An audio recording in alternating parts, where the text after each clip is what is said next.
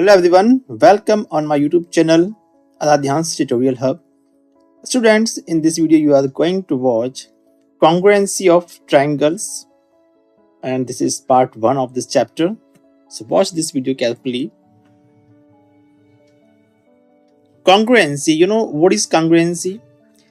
Congruent shapes are those that are identical in shapes and size. In other words, they can be perfectly superimposed on one another. Congruent shapes ऐसी shapes हैं जो कि identical हैं. Identical means एक जैसी हैं. किस चीज में? शेप एंड साइज, यानी जिनका साइज भी सेम हो और जिनकी शेप भी सेम हो. ऐसी आइडेंटिकल जो शेप्स होंगी वो क्या कहलाएंगी? Congruent. In other words they can be perfectly superimposed on one another. इसका मतलब क्या हुआ?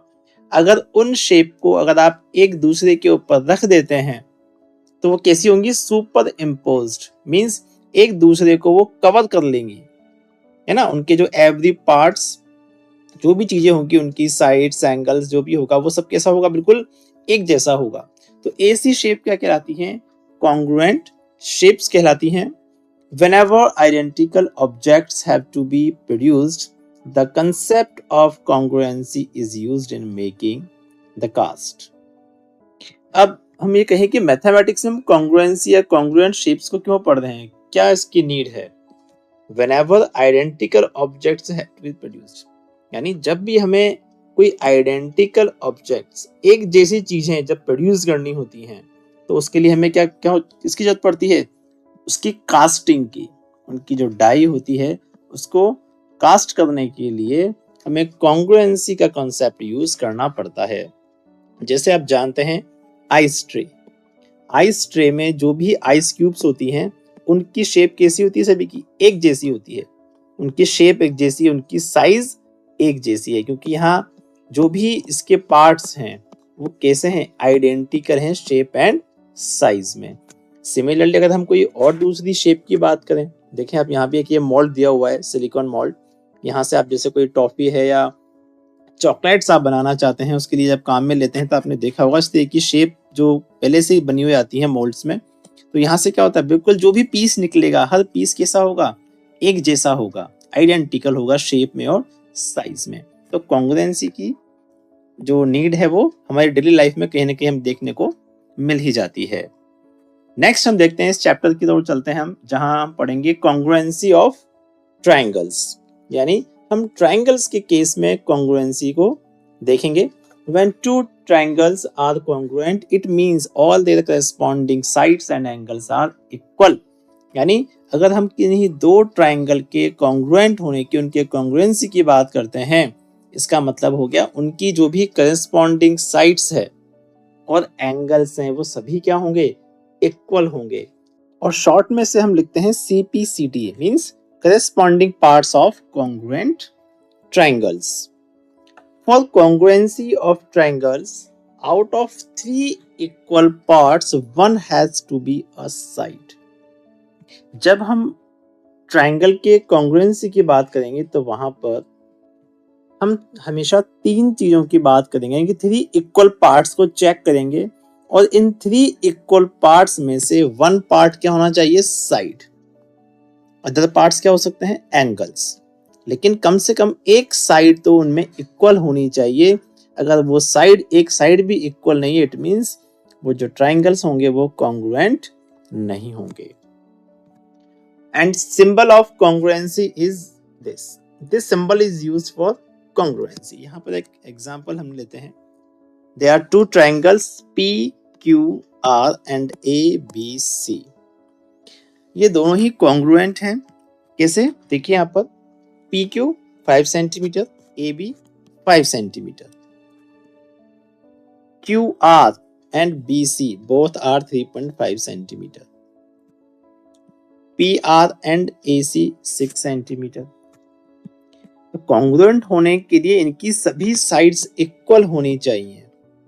एंगल्स भी आप देखें, ये 50, 70 एंड 60, यहाँ भी 50, 70 एंड 60. सारे एंगल्स, करेस्पॉन्डिंग एंगल्स, आप देखना इस चीज को, करेस्पॉन्डिंग एंगल्स यानी कि यहाँ देखिए आप, जैसे 5 सेंटीमीटर और 6 सेंटीमीटर के दोनों साइड्स के बीच में जो एंगल है वो 50 का है, तो यहाँ भी ऐसा ही है। ऐसा यहाँ नहीं है कि यहाँ पर 3.5 और 5 सेंटीमीटर के बीच में 50 डिग्री का एंगल, ऐसा नहीं है। करस्पॉन्डिंग का मतलब बिल्कुल क्या हो गया, जैसे ये वाला है तो ये, और ये साइड है तो ये वाली साइड, और ये साइड है तो ये साइड। ओके, तो इनमें से कोई सी भी 3 चीजें अगर दोनों में मैच होती हैं, यहाँ तो हमने क्या किया, क्या बताया आपको कि तीनों ही एंगल सिमिलर हैं और तीनों ही साइड भी सिमिलर हैं, एक जैसी हैं, इक्वल हैं। लेकिन इन 3 साइड्स और इन 3 एंगल्स में से केवल हमें 3 पार्ट्स हैं वही इक्वल होने चाहिए, और 3 में से कम एक पार्ट, एक साइड होनी चाहिए। इस बेस पर इसके कुछ रूल्स हैं कॉन्ग्रुएंसी ऑफ ट्रायंगल्स के, इसको आप 1 बाय 1 देखेंगे। सबसे पहला जो रूल आता है वो होता है SSS, side side side congruency rule.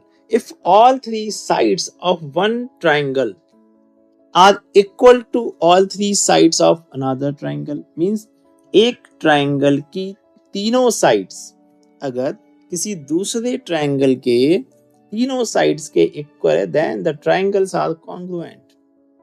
तो वो ट्रायंगल्स क्या होंगे, कॉन्ग्रुएंट होंगे। तो यहाँ आप डायग्राम देखें, यहाँ पर ABC एक ट्रायंगल है और यहाँ पर PQR एक ट्रायंगल है। इनकी जो 3 साइड्स हैं वो तीनों ही साइड्स कैसी हैं, सिमिलर है, सेम है, इक्वल साइज की हैं। सिंबॉलिक फॉर्म में हम इसे कैसे रिप्रेजेंट करेंगे, AB is equal to PQ, ये AB equal to PQ, BC equal to QR, AC equal to PR। यहां पर देखें आप, साइड साइड साइड, तीनों साइड इक्वल्स हैं। So triangle ABC congruent to triangle PQR, और रूल्स कौन सा अप्लाई हुआ है यहाँ पर, SSS rule. Okay students, next यहाँ पर हम देखेंगे इसका नेक्स्ट रूल होगा SAS, side angle side congruency rule. यहाँ पर इसके नाम से मालूम चलता है कि हमें यहाँ पर 2 साइड्स और उन साइड्स के बीच का जो एंगल है, इक्वल एंगल जो है, ठीक है, उस बेस पर हम ट्रायंगल्स की कॉन्ग्रुएंसी को प्रूव करेंगे। Okay, so if 2 sides and the included angle of one triangle, included angle का मतलब क्या हुआ, 2 साइड्स की हमने बात की थी। सपोज कीजिए कि ये कोई ट्रायंगल है और यहाँ हम इसकी 2 साइड, सपोज कीजिए एक साइड ये है और दूसरी साइड ये है, ठीक है, एक साइड तो ये वाली और दूसरी साइड ये वाली।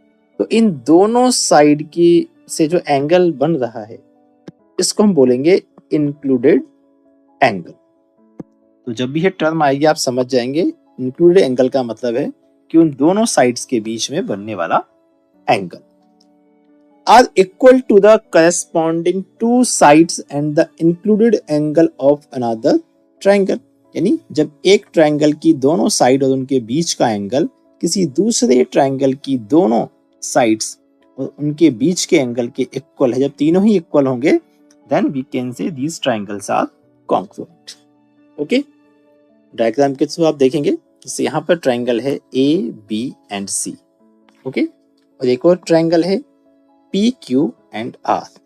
यहाँ पर AB 5 सेंटीमीटर है तो उसके करस्पॉन्डिंग इस ट्रायंगल में PQ 5 सेंटीमीटर है। यहाँ पर AC और इधर PR दोनों ही 4 सेंटीमीटर की है, और इन दोनों के बीच का जो एंगल है, जो इंक्लूडेड एंगल है, वो कितना है, 60 डिग्री है दोनों में। ओके, तो इसको सिंबॉलिक फॉर्म में हम रिप्रेजेंट कर सकते हैं, AB इक्वल टू PQ, यानी यहाँ पर ये AB इक्वल टू PQ दोनों ही 5 सेंटीमीटर की हैं, and AC is equal to PR, ये दोनों कितने की हैं, 4 सेंटीमीटर की साइड्स हैं, और इन दोनों के बीच का एंगल, यानी यहाँ पर एंगल A और इधर है एंगल P, दोनों ही 60 डिग्री के हैं, तो ये भी क्या होंगे, equal. So triangle ABC congruent to triangle PQR, और रूल्स कौन सा कहलाएगा, ये SAS, side angle side. Okay students, next congruency के रूल को हम देखते हैं, रूल नंबर 3, जिसे हम बोलते हैं ASA, यानी angle side angle congruency rule. If two angles and the included side of one triangle are equal to the corresponding two angles and the included side of another angle, then the triangles are congruent. Diagram की ओर देखते हैं हम। यहां देखिए आप, एक तो angle है ये 60 डिग्री और इस पी क्यू आर में भी 60 डिग्री है। देन एबीसी में 40 डिग्री और पी क्यू आर में 40 डिग्री। और इन दोनों ही एंगल जिस कॉमन आर्म पर बने हुए हैं वो है यहाँ पर ए बी और यहाँ पर है पी क्यू। और ये दोनों भी कैसी हैं? इक्वल हैं, 5 सेंटीमीटर की हैं। ठीक है, तो यहाँ पर इनक्लूडेड साइड कौन सी कहलाएगी? जहां जिस साइड पर दोनों एंगल्स बने हुए हैं। ओके, तो यहाँ पर ये एंगल साइड एंगल, ये कॉन्ग्रुएंसी रूल यहाँ पे वर्क करेगा। सिंबॉलिक फॉर्म में भी इसको हम रिप्रेजेंट कर सकते हैं। Angle A is equal to angle P, both are of 60 degree. Angle B and Q are equal, both are of 40 degree. And the common arm is A B. दोनों angles की जो कॉमन आर्म है वो क्या है? यहाँ पर A B और यहाँ है पी क्यू। तो ए बी और पी क्यू दोनों भी इक्वल है 5 सेंटीमीटर्स की। तो यहाँ पर triangle A B C congruent होगा पी क्यू आर के। और रूल्स कौन सा कहलाएगा यहाँ पर? A S A. Okay students, next rule की हम और चलते हैं। रूल नंबर 4 है ए ए एस, यानी angle angle side congruency rule. If two angles and any side of one triangle, यानी एक ट्रायंगल की के दो एंगल्स और कोई सी भी एक साइड, ठीक है, आर इक्वल टू द, और वो किसके इक्वल हो? To the corresponding two angles and side of another angle. किसी दूसरे ट्रायंगल के दो एंगल और साइड के इक्वल है, then triangles are congruent.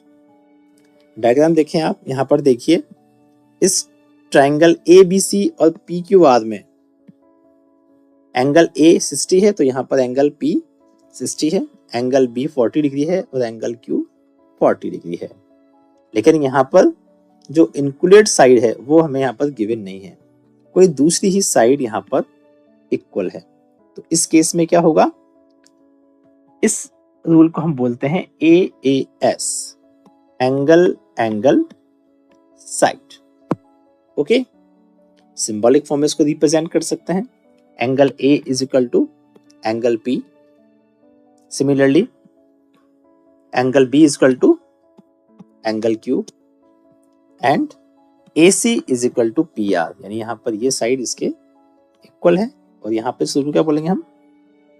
Triangle A B सी जो है पी क्यू आर के कॉन्ग्रुएंट होगा। ए ए एस रूल ये कहलाएगा। यहां पर इसको हम ऐसे भी समझ सकते हैं, देखिए यहां पर ये एंगल है 60 डिग्री का और ये 40 डिग्री का। और आप जानते हैं ट्रायंगल के जो तीनों एंगल्स होते हैं उनका सम कितना होता है? 180 डिग्री। तो यहाँ पर 60 प्लस 40 100 हो गया। इट मीन्स ये एंगल कितने का होगा? 80 डिग्री का। सिमिलरली ये एंगल भी कितना होगा? 80 डिग्री का। तो यहाँ पर देखिए ये दोनों एंगल कैसे हैं? सिमिलर हैं दोनों ट्रायंगल में, और इनकी जो कॉमन जो साइड है यानी कि यहाँ पर AC और यहाँ पर PR ये भी इक्वल है। ओके, तो एक तरह से कौन सा रूल हो गया यहाँ पर? ASA, ये उसी का ही एक दूसरा फॉर्मेट है, लेकिन यहाँ पर हमने इसको रिप्रेजेंट नहीं किया तीसरे एंगल को, और उसे इस फॉर्मेट में हमने लिखा है। ठीक है, तो यहाँ ऐसे भी समझ सकते हैं कि रूल लगभग वही है। तो यहाँ पर था ये AAS, angle angle side congruency rule.